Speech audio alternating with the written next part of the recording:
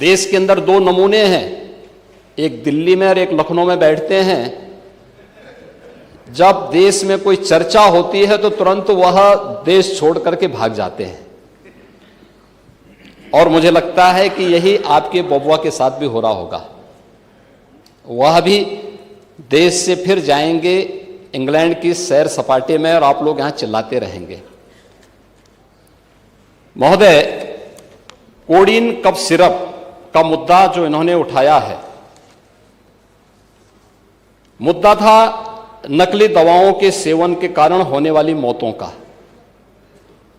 और उसके बारे में हमने पहले ही बताया है कि नकली दवा के कारण होने वाले मौत के प्रकरण की कोई भी बात अभी तक शासन के संज्ञान में नहीं आई है, और समय समय पर FSDA विभाग इसको लेकर के छापेमारी करती है, कार्रवाई करती है। कंपनियों में भी इस प्रकार की कार्रवाई होती है। यूपी के अंदर कोडीन कफ सिरप, इसके केवल स्टॉकिस्ट हैं, होलसेलर है, इसका यहां पे प्रोडक्शन नहीं होता है। ये मध्य प्रदेश में, हिमाचल में और अन्य राज्यों में होता है, और जो मौत के प्रकरण सामने आए हैं वे मौत के प्रकरण अन्य राज्यों में आए हैं। जिन राज्यों में आए हैं वह जो भी प्रकरण सामने आए हैं, यह तमिलनाडु में बने हुए एक सिरप के कारणों सामने आई है। ये पूरा प्रकरण इलीगल, यानी इसमें एडिटेशन का भी नहीं है, यह इलीगल डाइवर्जन का है। इस डाइवर्जन के माध्यम से इन होलसेलर ने, जिसमें सहारनपुर का भी है, गाजियाबाद का भी है, वाराणसी का भी है, लखनऊ का भी है और कानपुर का भी है, इन लोगों ने इसको उन देशों में पहुंचाया है, उन राज्यों में पहुंचाया है जहां मद्य निषेध है, लेकिन वहां पे नशे के आदी लोगों को इसको लेने की एक आदत सी है, तो वहां पर उसका दुरुपयोग किया गया है, जबकि बिना चिकित्सीय परामर्श के इसका सेवन नहीं हो सकता, खासतौर पर बच्चों के लिए। एडल्ट भी चिकित्सीय परामर्श से इसका सेवन करता है। कौन ऐसा व्यक्ति है जिसने कफ सिरप नहीं लिया? खांसी होती है, हर व्यक्ति लेता है, लेकिन चिकित्सीय परामर्श से उसमें लिखा जाता है। क्योंकि पढ़ाई लिखाई से आप लोगों का कोई वास्ता है नहीं, इसलिए आप लोग हमेशा इस प्रकार की बातें करते हैं। अब बात पहले अब सुन लीजिए ना, आपने पूरी बात बोली तो हम लोगों ने आपकी बात सुनी, आप लोग चिल्लाते रहे तब भी हम आपकी बात सुनते रहे। अब कम से कम हमारी बात तो सुन लें। ये कार्रवाई सरकार ने की है, और सरकार ने इसके लिए 79 अभियोग अब तक दर्ज किए हैं। इसमें 225 अभियुक्तों को इसमें नामजद किया है। 78 अभियुक्त अब तक गिरफ्तार हुए हैं। 134 फर्म पर एक छापेमारी की कार्रवाई हुई है, और इसमें अब तक जिन क्षेत्रों में ये आई हुई, अलग अलग राज्यों से जुड़े हुए यह सभी केंद्र हैं। और मुझे लगता है अगर आप इसकी गहराई में जाएंगे तो घूम फिर करके वही मामला है कि वो कहीं ना कहीं कोई ना कोई समाजवादी पार्टी से जुड़ा हुआ नेता या उनसे जुड़ा हुआ कोई ना कोई व्यक्ति उसकी चपेट में आता है। और इलीगल ट्रांजैक्शन भी जो हुआ है वह भी आपकी लोहिया बहाने के एक पदाधिकारी के अकाउंट के माध्यम से हुआ है। STF इसकी जांच कर रही है। इस पूरे मामले में हाई कोर्ट से उस पूरे मामले को NDPS के अंतर्गत इस मामले में मुकदमा चलना चाहिए।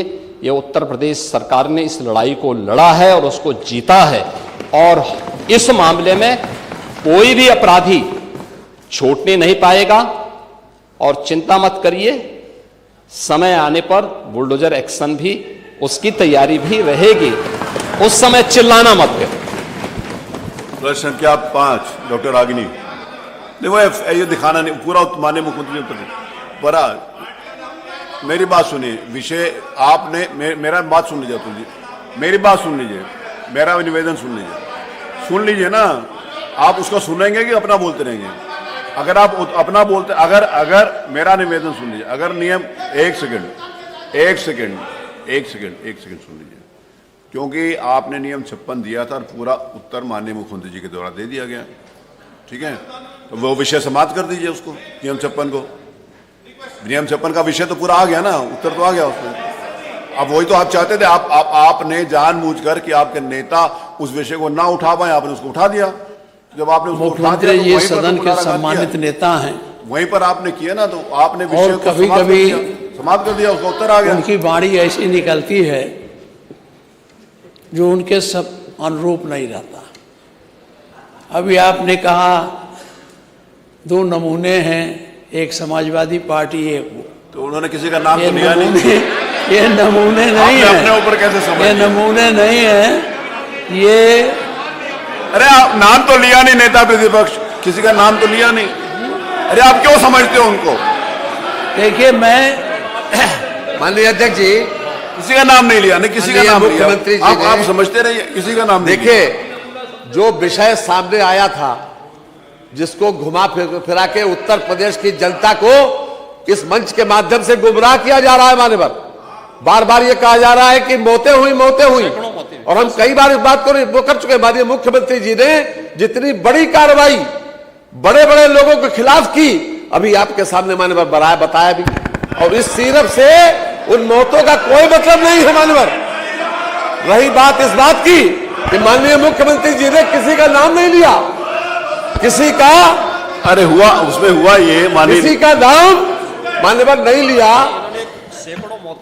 नहीं, उसमें हुआ ये माननीय मंत्री जी, उसमें ना एक आदमी नारा लगा रहा था कि सरकार चोर है, सरकार चोर है। तो उसने, थानेदार ने कहा कि भाई क्यों बोल रहे हो इसका? तो उसने कहा मैंने नाम तो लिया नहीं। तो उसने कहा मुझे पता तो है, तो नाम तो लिया नहीं, आप क्यों बोल रहे हो? उन्होंने कही, अरे पार्टी का, अरे कोई नमूना नहीं है। डॉक्टर रागिनी, ये अपने आप में बैठिए। अरे अगला क्या प्रश्न दिखा रहा है? बैठिए रवींद्र जी, बैठिए। चलो सब लोग बैठिए, सब लोग बैठ जाए। अगला प्रश्न, मान्यवर, अगला प्रश्न, ये सदन को अगला प्रश्न। गुमराह करना, सदन का समय खराब करना, केवल इनके पास एक ही काम है। मान्यवर, चलिए बैठिए, अगला प्रश्न। Doctor Ragini, doctor Ragini. और मान्यवर मुख्यमंत्री जी ने किसी का नाम नहीं लिया। वही तो मैं कह रहा हूँ, किसी का नाम नहीं। अरे आप क्यों समझते हो, हर बात सारा नेगेटिव अपने ऊपर क्यों लेते हो? बैठो, अरे बैठिए ना। अरे आपका नाम तो लिया नहीं, बैठिए। आप क्यों समाज में कहना चाहते हैं कि आपका नाम नहीं लिया, लेकिन आप ही हो? बैठो, बैठिए प्लीज, बैठिए।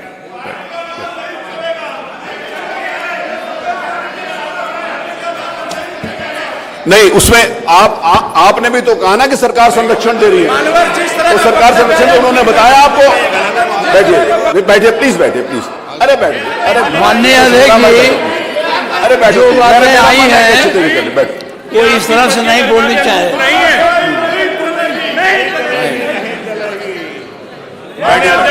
चलिए